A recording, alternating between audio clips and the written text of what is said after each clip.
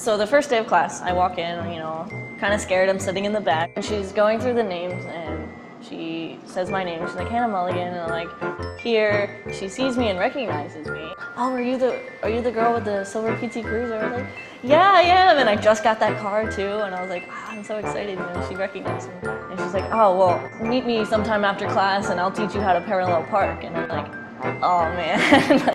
After that, I was like, oh man, I really need to learn how to park in the city.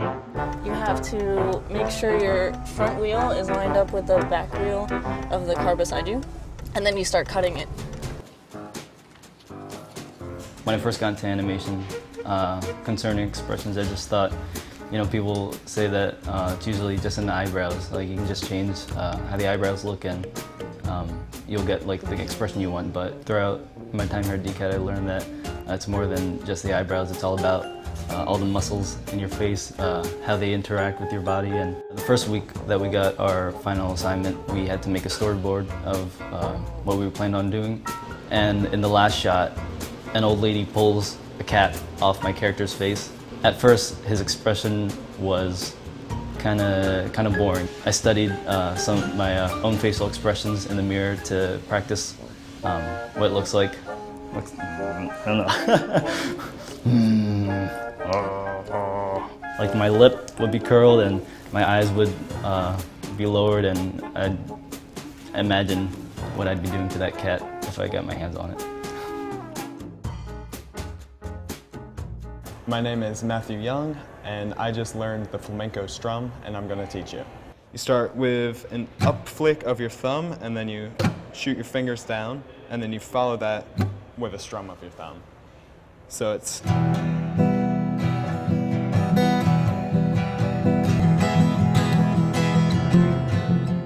Everyone also has their other passions beyond this profession they're pursuing within art, and mine is guitar.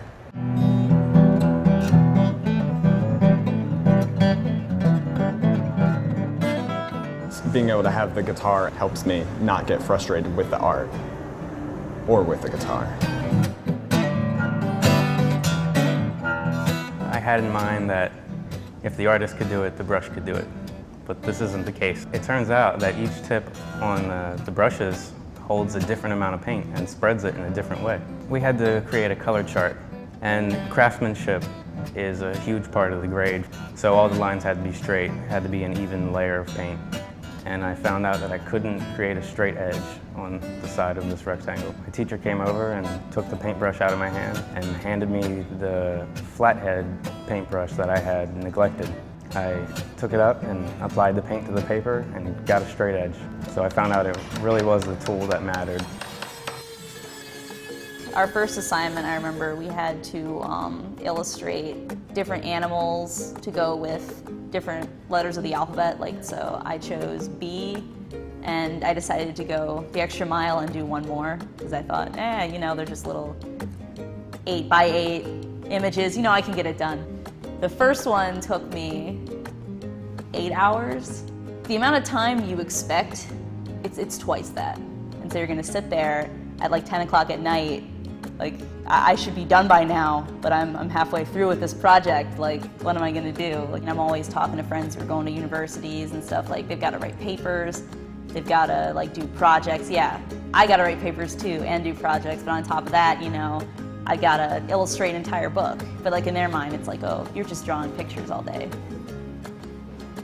I came into DCAD thinking that I was just going to be like a National Geographic photographer or something. I eventually fell in love with photograms. People describe it as cameraless photography, but that's really what it is. You take a piece of light-sensitive paper, you assemble objects, plants, whatever, water, liquids, expose it to light in the darkroom, develop it as if it would just be a regular photographic print, and you have this beautiful abstract thing that is really amazing. It's kind of turned into a therapy for me, I guess. Everything else around me disappears. I go into this state where I don't think about anything. I'm just focusing on making these photograms and being happy with what comes out with it.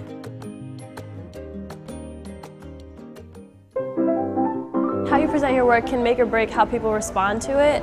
I didn't really realize that I was going to have a critique in every class every week, or feedback from teachers and students, and even my roommates. When people are a little unsure about their work or kind of nervous when presenting, they're kind of fidgety, they don't really know what to say or how to answer.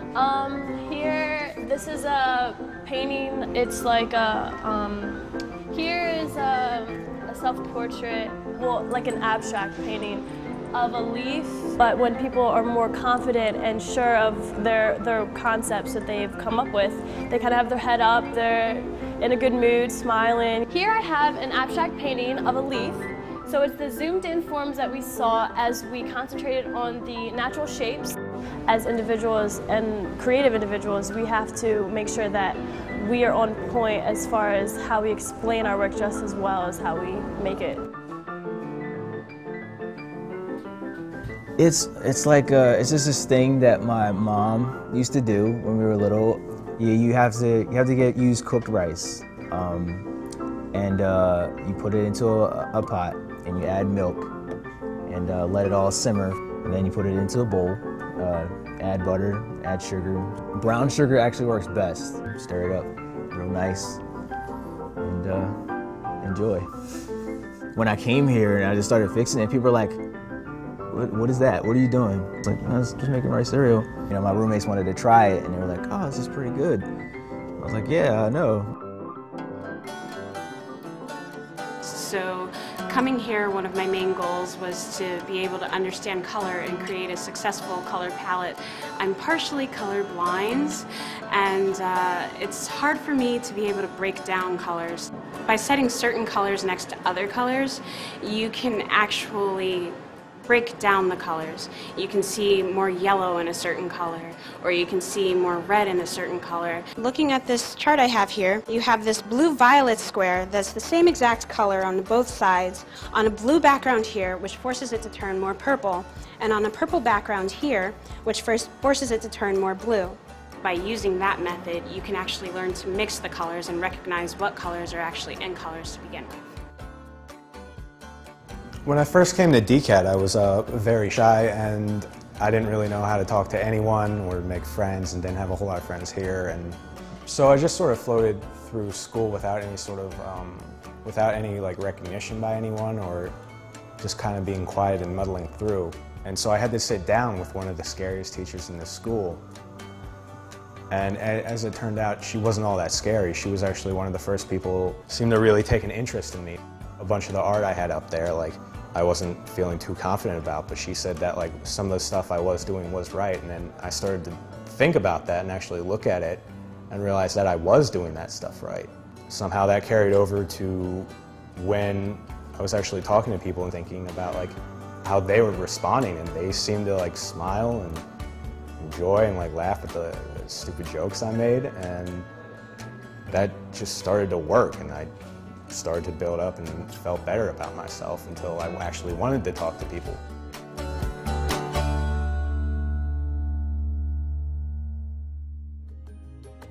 50% of what you learn in college is in the room, in the classroom, and then the other 50% is out of the classroom, doing what you have to do in real life anyway, like parallel parking in a city. Now that I'm leaving, and I'm upset that I'm leaving, I really feel like I've gotten a full degree. I guess how to overcome shyness is to trust yourself and think about that what you're doing is right and not overthink stuff. To make the most of your experience here, just do everything and get into anything you can. Things that you may be interested in or never heard of, and you want to know more about it, because it's really all about learning. If everybody could just, for 1 week, just be here and do the work, I think they'd understand. It's a really awesome experience. Like after doing that, I'm like, this is it. Like this is what I want to do for the rest of my life. If the rice cereal that you're making in life is your own, like, your own vision, your values, your ambitions, your life, your background, everything wrapped up in this little bowl, steaming, piping hot. And people will see the passion and love that went into making it, see all the heat and all the stuff rising from it, like, oh, that looks pretty interesting, I want to try it. Before you know it, everybody's eating rice cereal, and it's like, hey, you made our lives better, everybody gets to eat breakfast in the morning. And it's like, cool. Very cool.